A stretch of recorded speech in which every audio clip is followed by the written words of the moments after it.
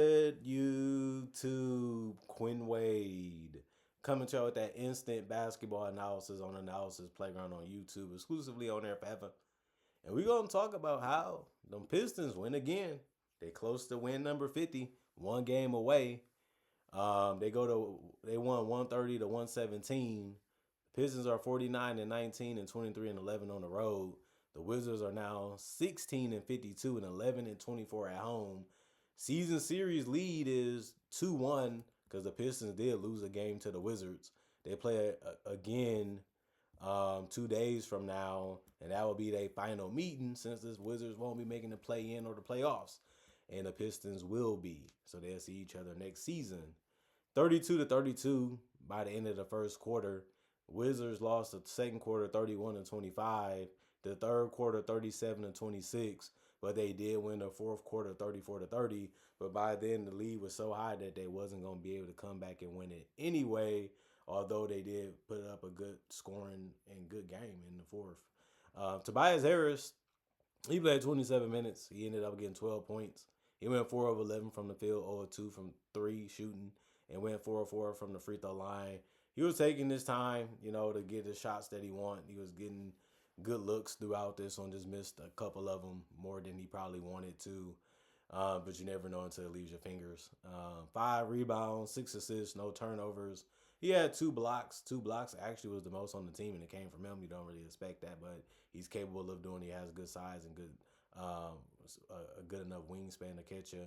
He did have 3 offensive boards. 2 personal fouls, was a plus 17 and plus minus. Duncan Robinson got took out of the game a little bit. He did go 3 of 9 from the field, 1 of 3 from 3, and he did go 1 of 1 for the free throw line, but he only scored 8. He didn't even get double figures.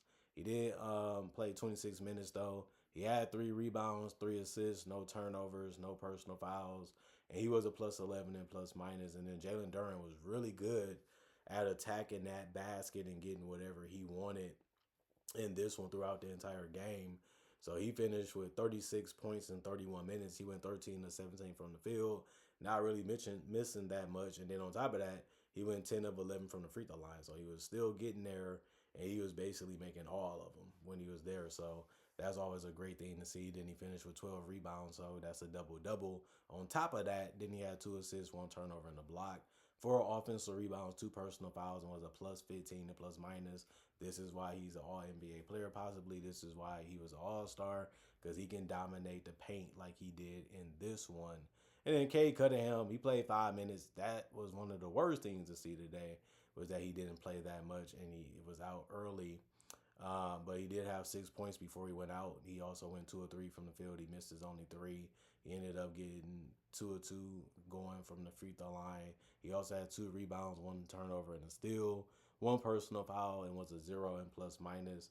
Asar Thompson, 27 minutes. He had 6 points. He went 3 of 7 from the field. He had 7 boards, 2 assists, 1 turnover, and then he had 5 personal fouls and was a plus 6 and plus minus.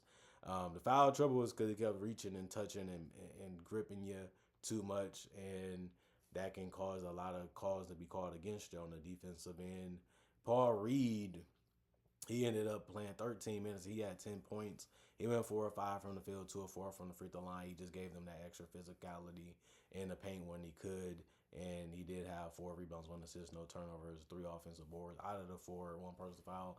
And he finished as a minus 7 and plus minus. Rylan Heinlein was getting to the paint as well. Then he splashed in the 3. He finished 4 or 5 from the field, 1 of 1 from 3.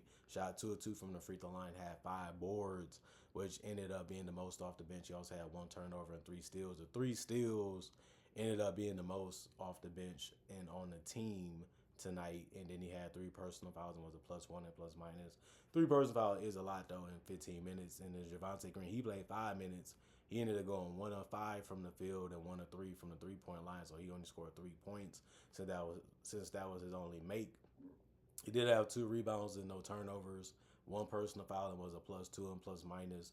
Karis LeVert, he ended up playing 21 minutes. He had 10 points. He went 3 of 5 from the field, 3 of 4 from 3, and 1 of 2 from the free throw line. I mean, he kept getting good looks.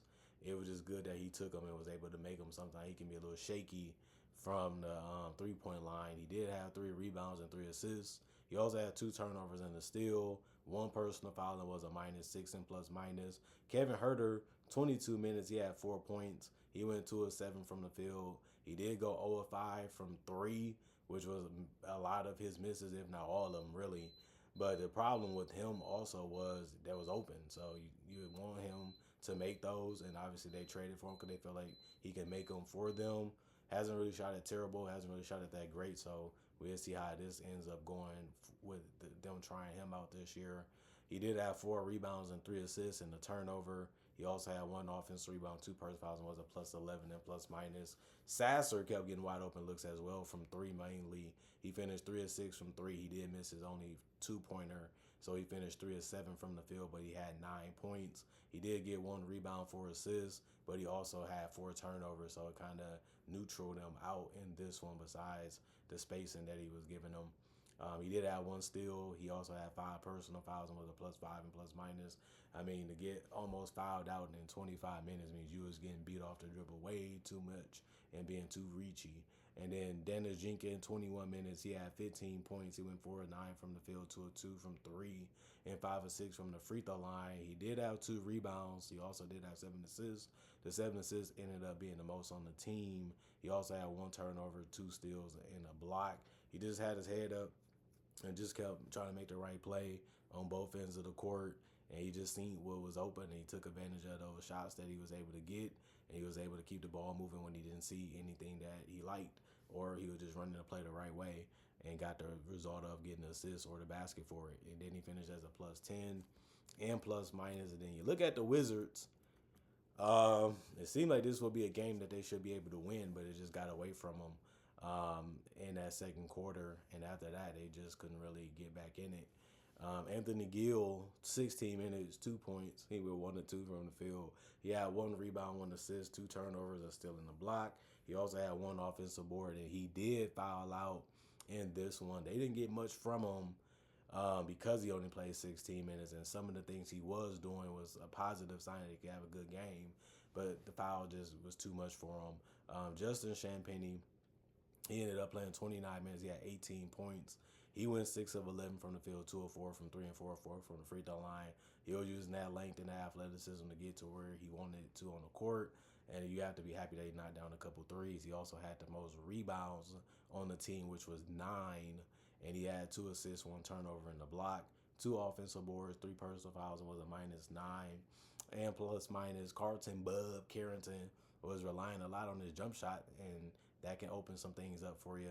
He ended up going 12 of 16 from the field, 6 of 8 from three. He had 30. That led the Wizards tonight in points. He did have 4 rebounds, 2 assists, and no turnovers. So he was scoring quick. He was making that decision fast. So you ain't going to turn the ball over that much unless they try to reach and try to poke it away before you get a chance to shoot it. But he did have 3 personal fouls and was a minus 11 and plus minus. And he just has a good understanding of how he's trying to attack when he does get the ball, instead of just bringing it up, looking to be a passer and a scorer. Will Riley ended up playing 37 minutes. He had 21 points. That was a good game from him because he went 7 of 13 from the field and 1 of 3 from the three-point line. Didn't miss much in this one, and he also went 6 of 9 from the free throw line. You want to make it all of them, but it just didn't happen in this one. He did have 3 rebounds and an assist and no turnovers. He also was able to get 2 steals, which was good. Offensive board and a personal foul and with a minus 4 and plus minus. And Trey Johnson, he didn't shoot the ball that great.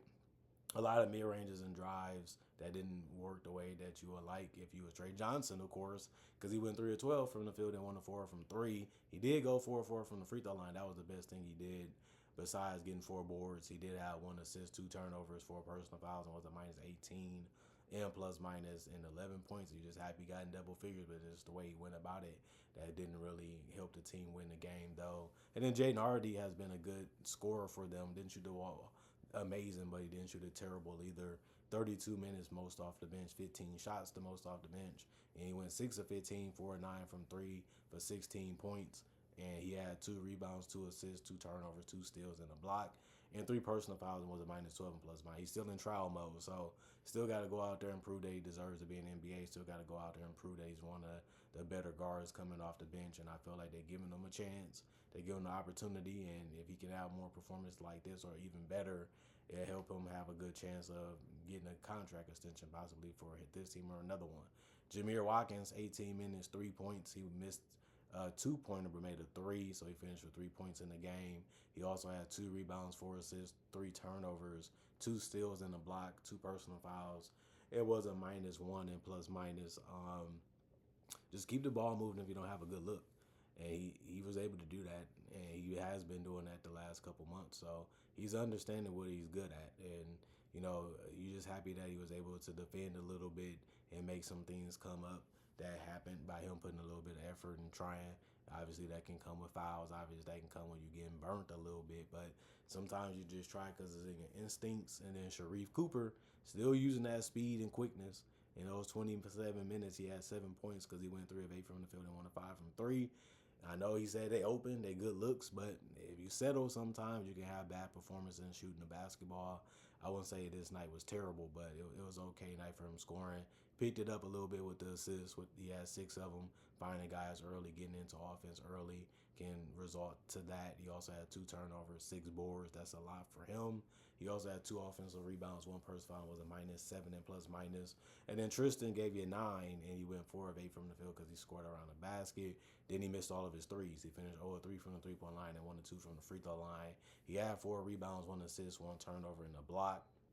He also had 1 offensive board, no personal fouls, and was a -2 and plus minus. 49% from the field for the Wizards, 51 for the Pistons, 43% from three for the Wizards, 41% for the Pistons, and then 79% from the free throw line for the Wizards, 84% from the Pistons. Plus, they only shot 19 free throws while the Pistons shot 32, which is huge considering that they ended up making a lot of them. And then they got out rebounded 50-35 by the Pistons, and then they also got out assisted 31-20. They had 1 more turnover than the Pistons, 13-12. 7 steals for the Wizards, 8 for the Pistons. 5 blocks for the Wizards, 4 for the Pistons. 7 offensive rebounds for the Wizards, 16 for the Pistons. 28 defensive rebounds for the Wizards, 34 for the Pistons. And both teams had 23 personal fouls.